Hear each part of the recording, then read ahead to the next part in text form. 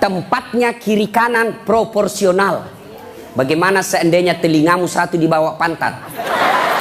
Halo, ya Ustadz. Lagi di mana? Di rumahnya Ustadz. Ayo, repot toh? Ya, repot. Makanya kita ucapkan alhamdulillah.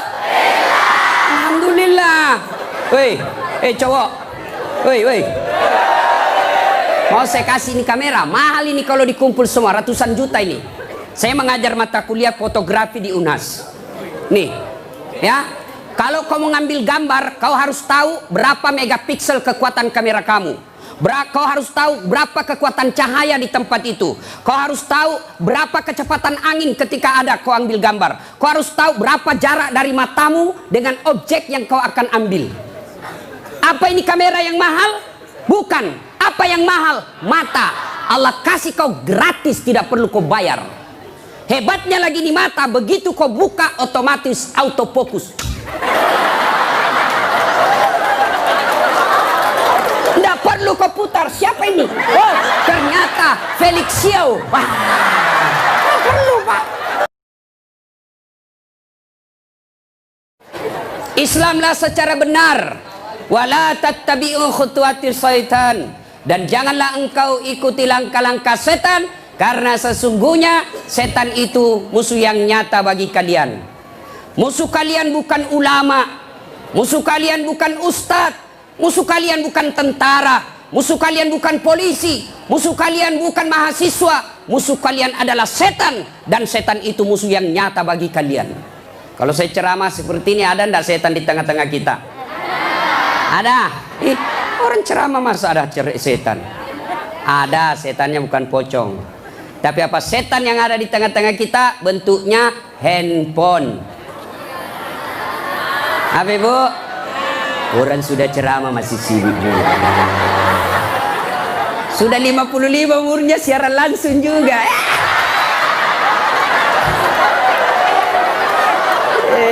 Gayanya. Woi, jangan siaran langsung. Saya tidak mau kalau ada siaran langsung. Simpan dulu HP-mu. Woi. Ibu-ibu yang pegang HP selama saya ceramah, saya doakan suaminya kawin lagi. Simpan dulu HP-mu. Simpan dulu. Simpan dulu HP, simpan dulu. Simpan ya. Bisa? Bu, ada ibu-ibu di Makassar ngefans betul sama saya. Usianya kira-kira 55 tahun. Saya heran, ibu-ibu aja yang ngefans sama saya. Saya lagi ceramah, dia belakangi saya. Barusannya ada orang saya ceramah di belakangi. Ternyata dia ambil HP-nya selfie. Baru dia tulis di Facebook-nya latar belakang Das Atlatif. Saya dijadikan background. Kok kira saya pot bunga? Selesai ceramah dia kejar, 55 umurnya. Selesai saya ceramah dia kejar. Ustadz boleh selfie? Boleh, rame-rame supaya tidak ada fitnah. Sudah dia ganti lagi gayanya. Udah ulang lagi. Ulang Ustadz, jelek saya bilang dalam hati. Biar kau ulang apa? Mukamu yang jelek.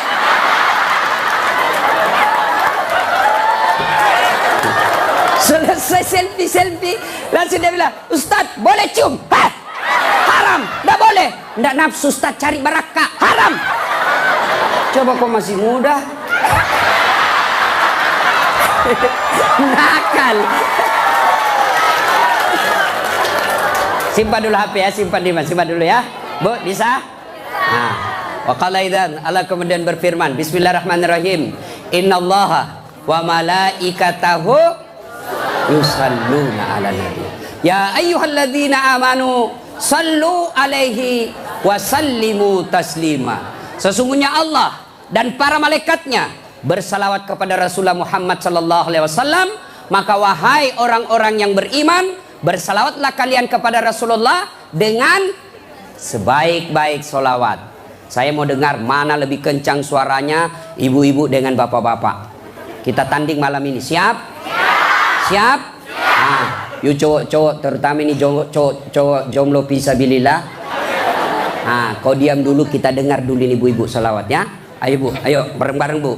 Salatullah salamullah ala toha Rasulillah. Salatullah salamullah ala yasin Habib Alhamdulillah. Ini bukan kencang, ini namanya syahdu. Suara begini yang kasih nafsu laki-laki. Makanya cewek, kalau kau ditelepon cowok, jangan kau kasih syahdu suaramu. Assalamualaikum, waalaikumsalam. Bagaimana orang tak nafsu sama kau? Lagi di mana, Dek? Di rumah aja, Kak. Kau tegas dong. Sebagai cewek muslimah, jangan kau mendayu-dayu. Assalamualaikum, waalaikumsalam. Lagi di mana? Di rumah. Ngapain? Apa tanya-tanya? Berhenti. Ini waalaikumsalam. Ibu-ibu diam, kita dengar ini cowok-cowok. Ayo, cowok, jangan mempermalukan jenis kelamin. Ayo. Ayo. Diam ya, diam. Kita dengar ini cowok. Yuk. Salatullah salamullah ala toha rasulillah. Salatullah salamullah ala yasin. Masya Allah. Terima kasih. Sudah nih bos. Overdosis kok. Kita diam semua. Kita dengar ini di atas. Ayo. Duduk ngambil gaya lo. Ya, ayo bareng-bareng. Yuk. Love it. Ini mau poligami, Fred.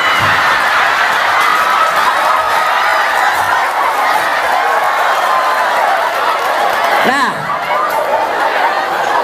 ayo bareng-bareng semua. Yuk. Salatullah salamullah ala toha rasulillah. Salatullah salamullah ala yasin habibillah. Alhamdulillah, terima kasih. Dek, bisa ndak bedakan tadi mana suara cewek, mana suara laki-laki? Bisa. Kenapa bisa? Karena Allah kasih kita telinga yang lengkap sensor pembedanya. Dia bisa bedakan mana bunyi handphone, mana bunyi kentut. Tanpa kau pernah kursus. Woi cewek, mau ndak saya kasih handphone iPhone X Max 512 giga? Mau? Gratis, mau? Mana? Mau. Tapi pulsanya 5 juta, Ibu. Mau? Tapi begitu saya kasih langsung tuli. Nah, mau diapa handphone kalau kau sudah tuli? Halo. Rusak lagi nih HP. Halo. Buka HP rusak, telingamu masalah. Berarti yang mahal bukan jaringan, yang mahal bukan seluler, yang bukan handphone yang mahal. Apa yang mahal? Telinga. Allah kasih kau gratis, tidak perlu kau bayar. Hebatnya lagi nih telinga, ya. Tempatnya kiri kanan proporsional. Bagaimana seandainya telingamu satu di bawah pantat? Halo, ya Ustadz. Lagi di mana? Di rumah ya Ustadz. Ayo. Repot toh? Ya, repot. Makanya kita ucapkan Alhamdulillah. Woi, cowok. Woi. Mau saya kasih ini kamera, mahal ini kalau dikumpul semua, ratusan juta ini. Saya mengajar mata kuliah fotografi di UNAS. Nih, ya. Kalau kau mau ngambil gambar, kau harus tahu berapa megapiksel kekuatan kamera kamu. Kau harus tahu berapa kekuatan cahaya di tempat itu. Kau harus tahu berapa kecepatan angin ketika ada kau ambil gambar. Kau harus tahu berapa jarak dari matamu dengan objek yang kau akan ambil. Apa ini kamera yang mahal?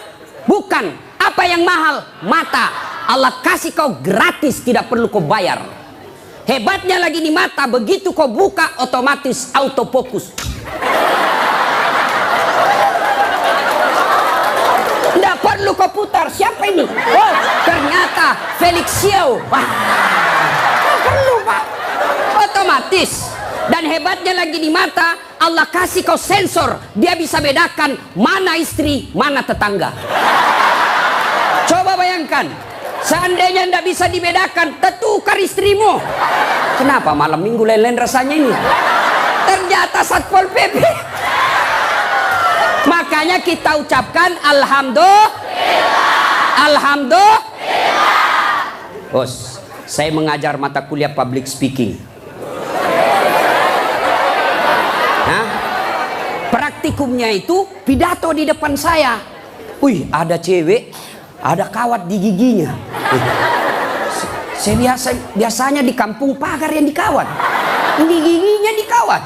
Saya tanya, apa namanya itu, Dek? Dia bilang behel. Oh. Lidah Sulawesi ini, bos. Jangan kau paksa saya menjadi lidah Solo. Hah? Mahal itu, Dek. Ini 20 juta. Wih, 1 kali umroh. Disimpan di giginya. Saya tanya, sini kau dulu cewek. Kau kira itu behelmu yang mahal? Bukan, tapi apa? Gigi. Biar kau mau pasang behel harga 100 juta, ndak ada gigimu, apa kau mau kawat? Ayo, berarti yang mahal gigi. Hebatnya lagi di gigi, tumbuh dan panjangnya dibatasi. Pernah ndak kau bayangkan bagaimana seandainya gigimu tumbuh seperti rambut? Saya yakin Dude Herlino ndak akan main sinetron kalau sudah keluar giginya. Nggak ada yang mau nonton. Makanya kita ucapkan alhamdulillah. Makanya jangan kau pernah ngeluh, jangan kau merasa putus asa, jangan kau merasa kamu miskin. Kalian semua orang kaya, yang kekayaanmu kata Allah fi ahsani takwim, itu badanmu yang sangat cantik. Ya, saya jelek Ustadz karena kau membandingkan sama yang cakep.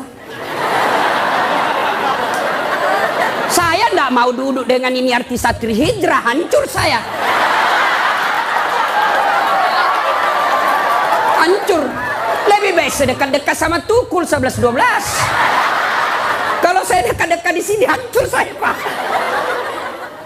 Bersyukurlah kepada Allah, dan salah satu cara bersyukurmu kamu datang di tempat ini. Allah kasih kita begitu banyak nikmat. Sehingga Rasulullah pernah sujud, meneteskan air mata dalam sujudnya. Lalu Umar bertanya, ya Rasulullah, kenapa kau meneteskan air mata? Kata Nabi, karena saya tidak bisa membayar nikmat Allah dengan ibadah yang saya lakukan. Adakah yang bisa mengalahkan ibadahnya Nabi? Demi Allah, di kolong langit ini tidak ada orang yang hebat ibadahnya seperti Rasulullah Muhammad SAW. Tapi beliau masih sadar ibadah yang dilakukan tidak mampu membayar nikmat yang Allah berikan. Maka kalian bersyukur datang ke tempat ini. Dengan catatan, setelah kau datang ke tempat ini, sehari sampai 3 hari, kalian dengar dakwah, kalian berzikir, kalian ngaji, kalian mencatat. Ingat, setan tidak pernah putus asa menggoda kalian. Bagaimana cara dia goda? Dia hancurkan pahala-pahalamu. Adakah perbuatan yang bisa menghancurkan pahala-pahala kita?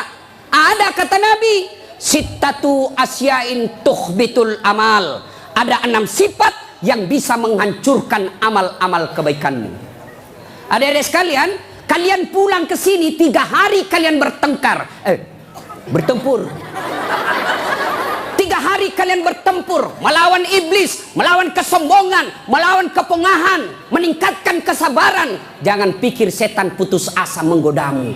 Dia akan goda kamu setelah kau pulang. Dengan cara apa? Dia hancurkan amal-amalmu. Sehingga nanti kau berkata di hadapan Allah, ya Allah, mana pahalaku? 3 hari 3 malam saya dengar dakwah. Allah menyatakan, memang dulu ada pahalamu, tapi hancur oleh karena perbuatanmu sendiri. Apa gerangan yang menghancurkan amal itu? Kata Nabi, 1, al-istighalu bi'uyubil khalq. Suka sekali cerita kejelekan orang, dia lupa kejelekan dirinya sendiri. Gosip, gibah, penyakitnya. Bu ibu, Nabi ketika Isra Mi'raj diperlihatkan, bawa Nabi ke surga, Masya Allah banyak perempuan. Masuk ke neraka, na'udzubillah min zalik, lebih banyak lagi perempuan. Kenapa? Kata Nabi, karena 2 hal. 1, dia tidak mampu mensyukuri nikmat berupa suami. Dan yang kedua, dia tidak mampu menjaga mulutnya. Penyakitnya ibu-ibu. Saya aja lewat tadi masih ada yang gosip. Begitu saya dilihat, dia bilang, itu juga bajunya yang di YouTube. Sibuk. Kenapa? Saya pakai baju kayak yang sibuk.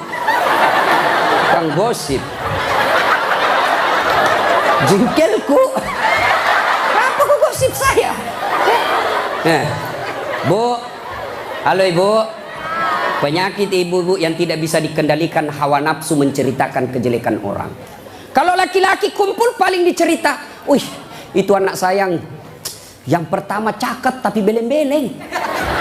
Itu yang kedua cakep, tapi ya dongok. Paling kita cek itu, wah itu motor saya rewel, itu mobil saya yang tua, wah sedikit-sedikit mogok lagi. Itu atap rumah saya bocor. Paling kalau bapak cerita itu, tapi coba kalau ibu-ibu. Pertama dicerita sinetron, jelek betul sifatnya itu ya. Iya toh, langsung tetangga jadi korban. Kumpul begini tuh masih ada gosip. Apa? Dia enggak ngomong tapi matanya dong. Apa? Kudungnya enggak serasi dengan roknya. Beli ya kayak umbul-umbul. Sudah. Satu udah digosip. Lewat lagi satu. Apa? Palsu. Kenapa kau tahu? Lipstiknya. Kenapa kau tahu? Melengket di giginya. Coba ya. Ayo adik-adik. Ya. Nah, maka saya heran sebagai anak bangsa, kok kita dituduh orang Islam selalu menyebarkan fitnah. Islam sangat membenci fitnah sehingga Nabi mengatakan al fitnatu asaddu minal qatl. Fitnah itu lebih kejam daripada membunuh. Jadi pemain-pemain buser, apakah namanya itu? Cocok nih. Buser, apakah itu? Yang suka cari-cari duit dari menyebarkan fitnah. Hah? Yo itu buser. Hah? Manalah. Tidak adalah kita orang Islam. Suatu kali Nabi menyampaikan, barang siapa yang mengucapkan 2 kali syahadat, diyakini sampai mati pasti masuk surga. Abu Hurairah senang dengar ini. Lalu Abu Hurairah berlari-lari kecil menuju ke pasar. Dengan tujuan apa? Dia mau menyampaikan berita gembira ini. Lalu didapat oleh Abu Bakar, oleh Umar. Abu Hurairah, kau mau gimana buru-buru? Saya mau menyampaikan berita penting. Apa itu? Barusan saja saya dengar menyampaikan Nabi, siapa yang syahadat, yakin sampai mati, pasti masuk surga. Umar berkata, betul kok Nabi bilang begitu? Betul. Saya tidak percaya. Kayak kita datang ke sumber. Dalam teori komunikasi inilah disebut check and recheck. Datanglah Umar klarifikasi ke sumber berita Rasulullah. Ya Rasulullah, katanya Anda mengucapkan siapa yang syahadat yakin sampai mati pasti masuk surga. Apa betul berita seperti itu ya Rasul? Nabi katakan betul. Tapi ya Rasulullah, ada apa? Ini Abu Hurairah, dia mengumumkan di pasar. Terus saya khawatir nanti disalahpahami umat kita. Biar tidak sholat yang penting syahadat masuk surga. Biar judi yang penting syahadat masuk surga. Biar zina yang penting syahadat masuk surga. Saya salah paham nanti orang. Saya khawatir hadis ini dipahami dengan salah.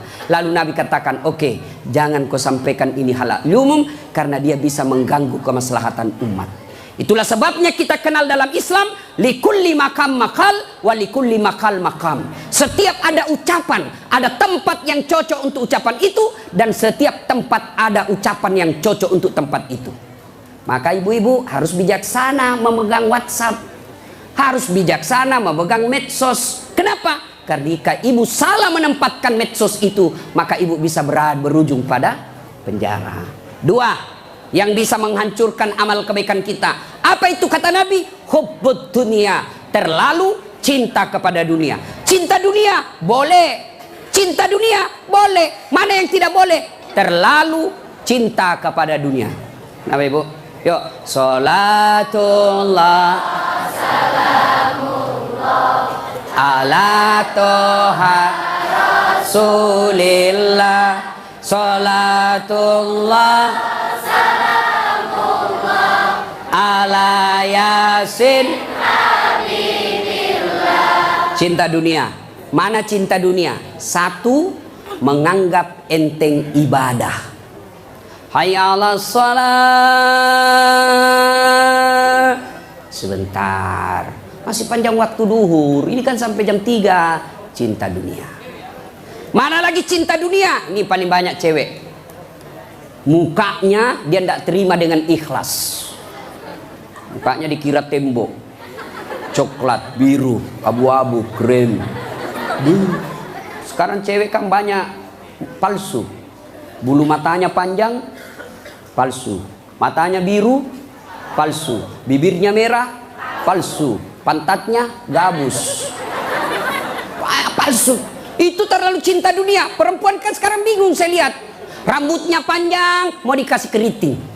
Yang keriting rambutnya dia kasih lurus. Iya kan? Allah sudah kasih yang baik, dia tidak syukuri. Begitu mulai putih rambutnya, stres, dikasih semer. Kena matamu, tidak. Karena waktu yang sangat terbatas. Yang ketiga, apalagi yang bisa menghancurkan amal ibadah kita? Qillatul haya, kurang rasa malu. Oh, ini banyak di Indonesia. Anggota DPR malu dong, sudah digaji oleh rakyat, uang rakyat, kalian tidur saja. Dedek, pernah dengar cerita anggota DPR di akhirat? Hah?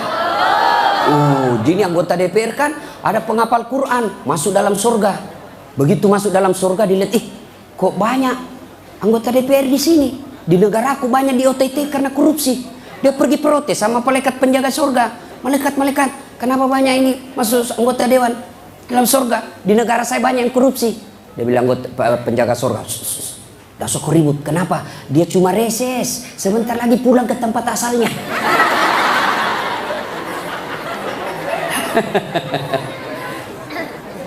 Terlalu cinta kepada dunia dilarang oleh agama. Maka oleh sebab itu kita diberikan hanya syukuri nikmat yang Allah berikan. Yang ketiga, qillatul haya, kurang rasa malu. Malu dong menyebarkan fitnah. Malu dong jadi artis tapi menyebarkan syahwat. Malu dong jadi pejabat tapi korup. Malu dong jadi kontraktor tapi rampok. Pernah dengar cerita kontraktor di akhirat? Hah? Oh, ini penghuni akhir, penghuni surga sama penghuni neraka baku SMS-an dia. Bilang penghuni surga, "Mas bro, bagaimana kabarmu di situ?" "Bah, enggak ada enak di sini. Di blender terus kita di sini. Enggak ada jam istirahat." "Kau di situ bagaimana kabarmu di surga?" "Masya Allah, enak betul. Satu laki-laki, 7 bidadari." Bayangkan Pak, 7. Dan itu bidadari tidak pernah kentut. Ya, seperti istri kita di rumah 7 kali kentut satu hari. Enggak pernah kentut. Perawan terus. 7 bidadari. Sampai jam berapa?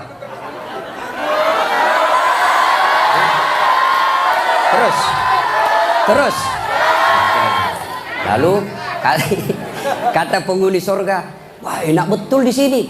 Penghuni neraka, "Bolehkah kami jalan-jalan ke situ?" "Boleh." "Ya gimana?" Penghuni neraka kan kreatif, banyak solusinya. "Gimana?" Sudahlah, enggak usah cemas. Kami bikin jembatan dari surga, kamu juga bikin jembatan dari neraka. Kita ketemu di tengah. Setuju? Setuju. Lelang proyek. Keluar pemenang tender. Kerjalah. Hari pertama hancur juga ini, Ustaz. Aduh. Nasib sial saya ini malam. Uang merah kek.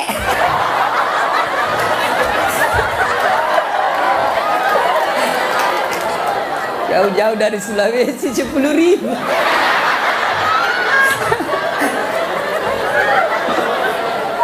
Nah, lalu dia bilang, hari pertama proyek dari neraka selesai 50%. Hari kedua selesai 70%. Hari ketiga tuntas, efektif dan efisien. Selesai proyek. Sampai di tengah dilihat-lihat di proyek dari surga. Kenapa belum mulai-mulai? Dia teriak, "Lah ini dari neraka." "Mas bro, kenapa kau belum mulai proyekmu? Kami sudah sampai di tengah sesuai perjanjian. Kenapa kau belum mulai?" Kata penghuni dari surga, "Bagaimana mau dimulai? Pemborong, kontraktor, pengawas, panitia ada semua di situ."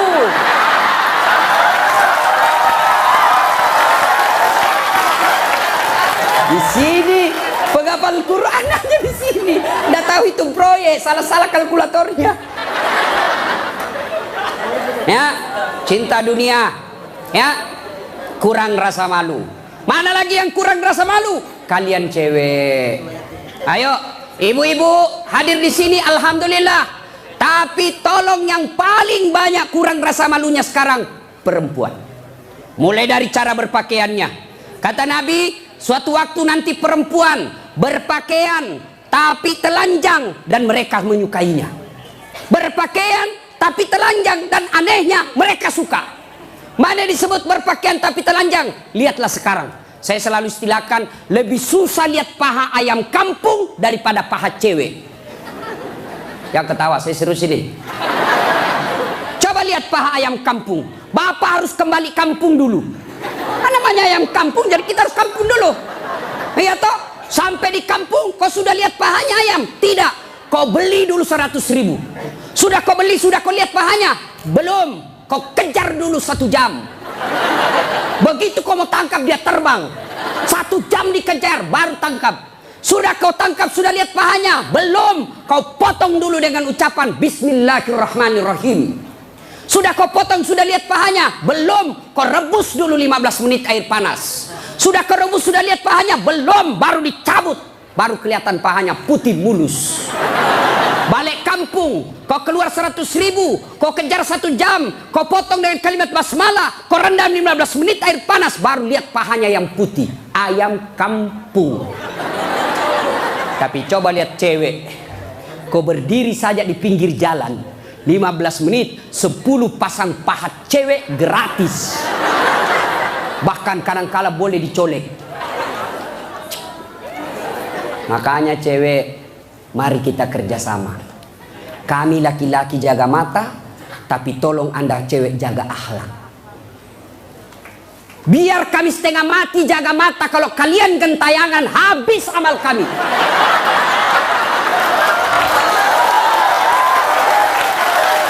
Ya, saya kalau mau pergi mengajar di kampus, saya ngaji dulu beberapa ayat, sholat duha dulu 2 rakaat, baru 1 kilometer saya naik mobil, hancur amalku.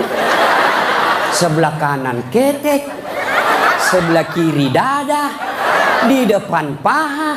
Nggak mungkin lah saya jalan terus begini, tiang listrikku tabrak. Hei cewek, hei, mari kasihani mata kami. Dilihat haram, tidak dilihat barang bagus.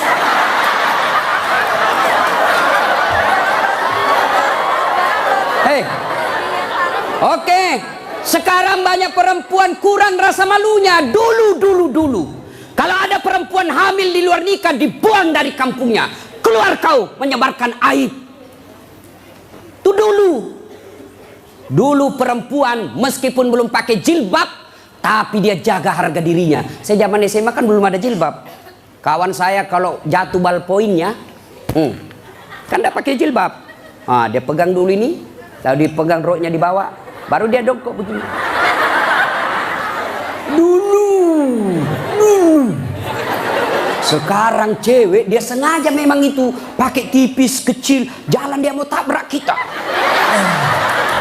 Hancur. Maka kalian akhwat yang datang di sini pengajian Selamat 3 hari 3 malam, tolong selamatkan saudara-saudara kalian akhwat-akhwat supaya mereka tidak pakai begitu. Kalian tularkan itu jilbabmu kepada saudara-saudara semuslimah. Jangan kau biarkan mereka, dakwai mereka. Dia mau dengar atau tidak, kewajibanmu sampaikan, soal diamalkan urusan lain. Terutama juga yang pakai jilbab tapi tidak memenuhi syarat. Pakaian jilbab itu, pakaian menurut Islam itu ada 4 syaratnya. Nih dengar baik-baik yang mau bikin baju.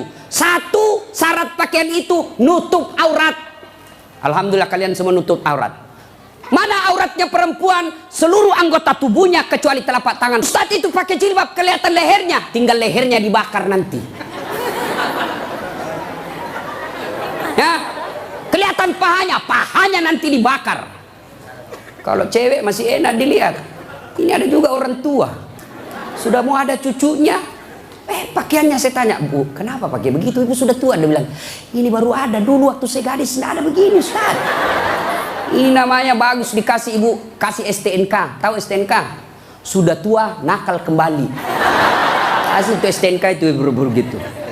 Laki-laki mana auratnya? Pusat sampai lutut. Artinya adik-adik, kalian yang sudah mengaku diri hijrah, silahkan main futsal, silahkan main bola, silahkan olahraga, tapi tolong jangan kelihatan pahamu. Pahamu adalah dosa ketika kau kelihatan. Kau suruh saudara putrimu jilbab, kalian main bola kelihatan paha, dosa. Anda ada nafsu lihat pahaku. Siapa bilang? Siapa tahu ada janda-janda tua sudah lama dan lihat paha. Bisa jadi. Ya. Yang kedua, syarat pakaian menurut Quran, nutup aurat. Yang kedua, tidak mempertontonkan lekuk-lekuk tubuh. Ada orang pakai jilbab tapi bajunya sempit, susah jalannya. Coba lihat itu kalau ada pengantin, pakailah jilbab sakaratil maut. Yang 3 lapis, kuning, biru, abu-abu, dikasih kiri lagi sedikit. Ada talinya dia ikat-ikat dulu, 2 meter dia kasih di lehernya, kasih dulu. Nah, mulai nggak bisa goyang tangannya. Bajunya sempit, roknya sempit. Jalanlah dia bilang suaminya, buru-buru ibu kita ketinggalan. Tunggu dulu pak. Dogo. Itu namanya beleng-beleng. Tahu beleng-beleng? Dongo. Tahu dongo? Nah, kau lah itu. Ayo. Syarat yang ketiga, cowok juga. Kalian pikir kalau kau cowok berpakaian ketat-ketat tidak berdosa? Dosa juga itu. Yang lebih mencengkelkan itu yang gendut. Masuklah dia di masjid pakai kaos oblong. Begitu dia ruku, mulai mencemaskan. Sujud, ada celengan. Beleng-beleng.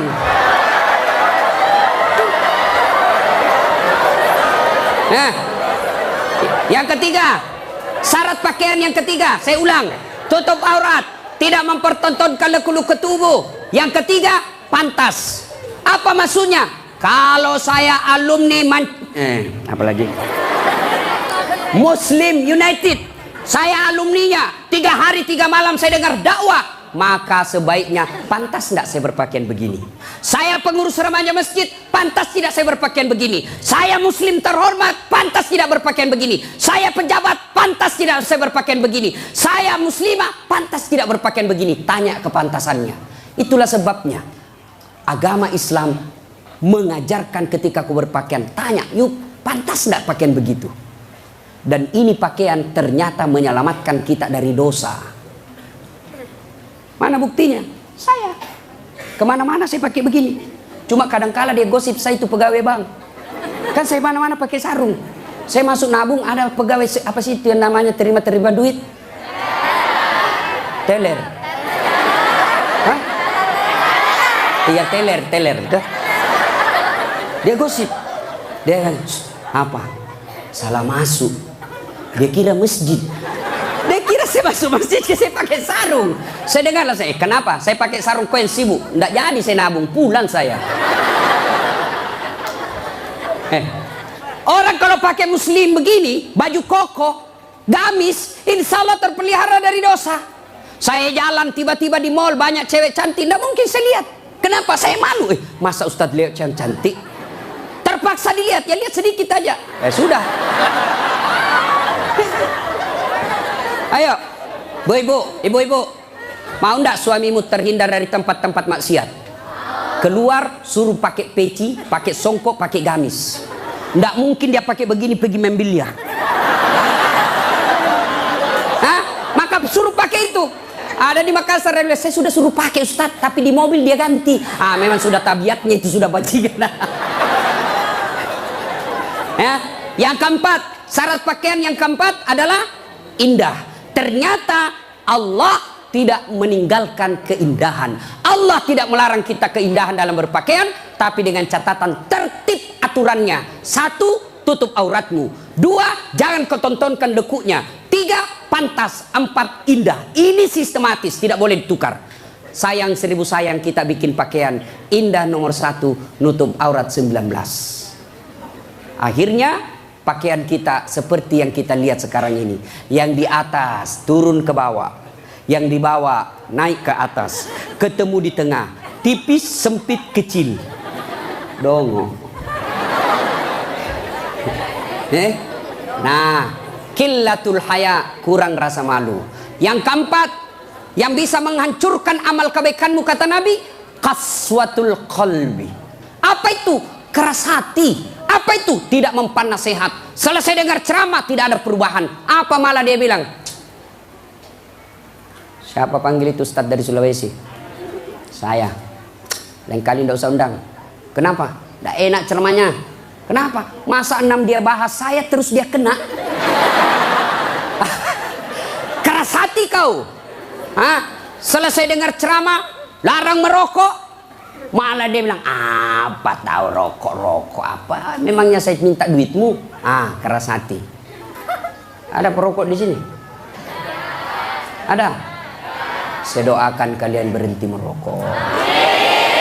Coba dengar itu calon-calon istrimu. Itu biasa orang merokok kayak kurang kerjaan. Itu aja dikerja 10 menit. Dan saya kasihan kadang-kala kalau di bandara, coba lihat tuh perokok dikasih masuk kayak kotak-kotak, kayak bele-bele. Sendiri di dalam enggak. Sekali-kali isap kunyah. Jangan kau sebarkan itu asapnya ke kita. Bolehlah kau merokok, silakan, tapi jangan kasih asapnya orang lain. Bagaimana caranya, Ustaz? Kau bawa ke rese.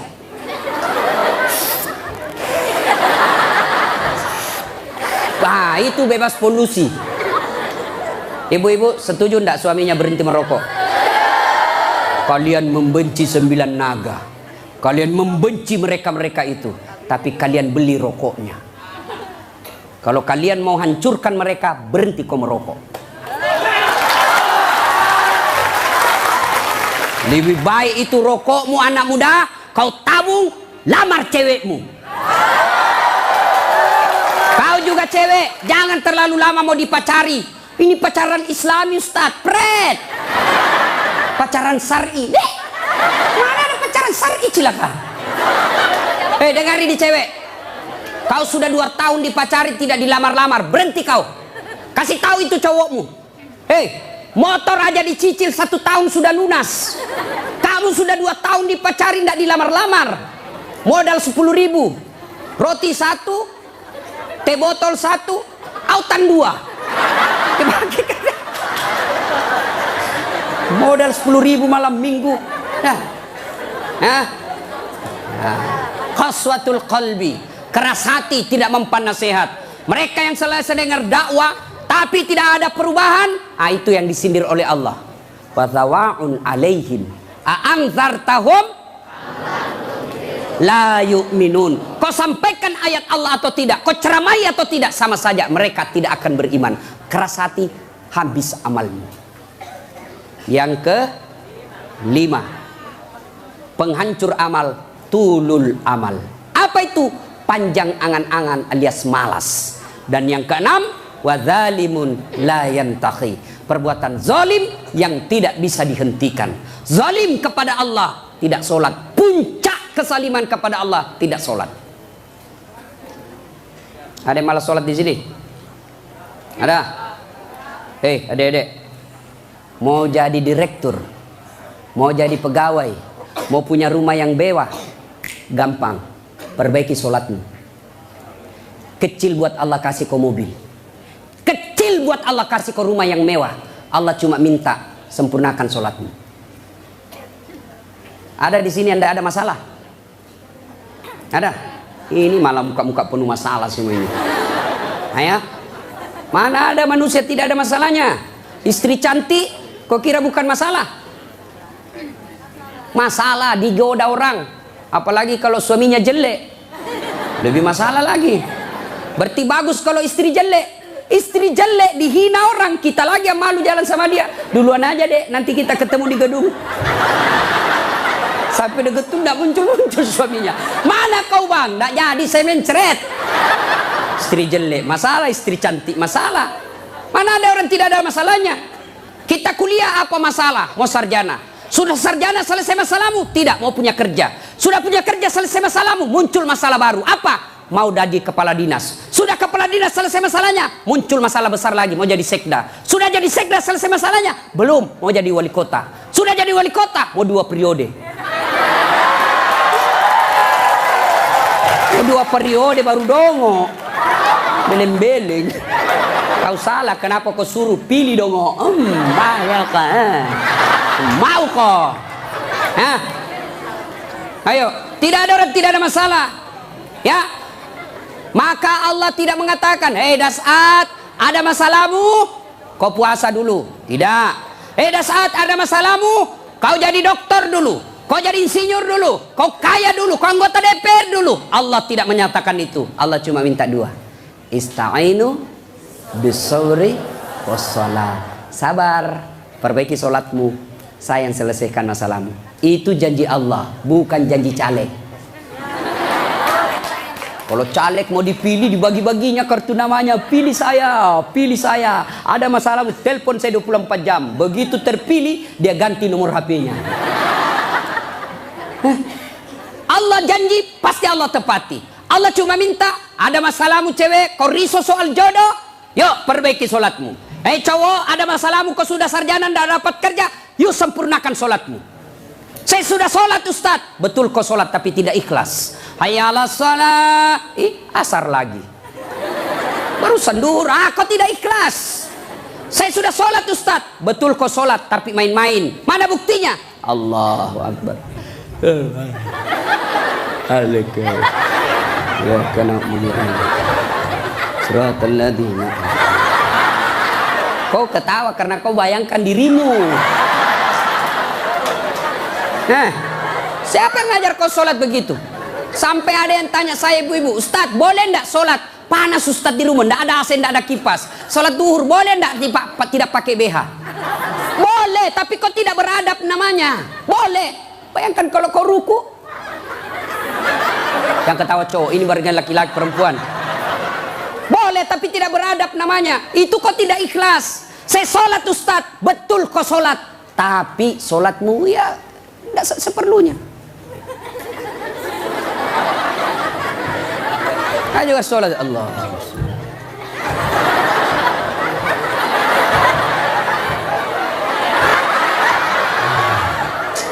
30 tahun kau sholat kalau begini gayamu bos. Adik-adik, kau punya handphone? Ibu-ibu punya handphone? Waktu beli handphone itu ada buku pedoman kan? Iya. Dan di situ dicatat merah tebal buku pedoman petunjuk pemakaian handphone. Dicatat besar-besar, catatan penting. Baca buku pedoman ini sebelum penggunaan handphone. Handphone aja kau pakai itu belum tentu untuk kebaikan. Ada buku pedoman penggunaannya. Sholat kalian yang pakai 5 kali sehari semalam paling sedikit. Lalu kenapa kau tidak pernah buka buku pedoman sholatmu? Ya. Nah, maka bu, bapak, perbaiki saja sholat. Insya Allah selesai masalahmu. Ya? Zolim. Zolimun la yantakhi. Perbuatan zolim yang tidak bisa dihentikan kepada Allah. Yang kedua, zolim kepada jenis kedua, zolim kepada sesama manusia. Tidak usah zolim kepada tetangga. Ibu-ibu zolim kepada suaminya.